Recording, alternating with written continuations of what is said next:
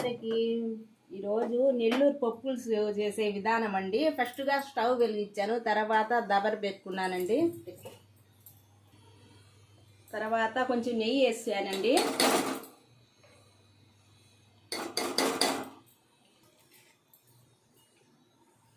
నెయ్యి కాగిందండి. ఆవాలు, జీలకర్ర, తెల్లగడ్డ, ఎండుమిర్చి, కరివేపాకు వేస్తున్నానండి. తర్వాత ఎర్రగడ్డ వేస్తున్నానండి. బాగా ఎర్రగా వేగాలండి ఇది.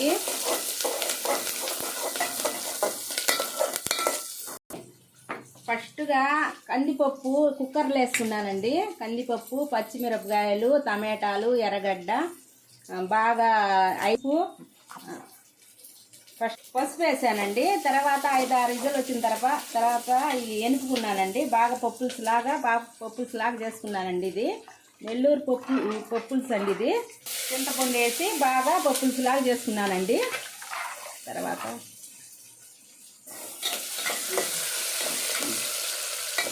దూరగా వేయించుకోవాలండి. ఇది కొంచెం దూరగా ఎర్రంగా రావాలండి. దీనికి ఎర్రగడ్డలు బాగా ఎర్రంగా రావాలండి.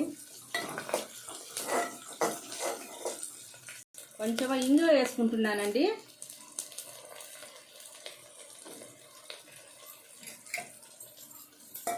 కొత్తిమీర లేదండి, కొత్తిమీర కూడా వేసుకుంటారు. మా ఇంట్లో లేదు కాబట్టి నేను వేయలేదండి. తర్వాత కరివేపాకు వేసుకున్నానండి.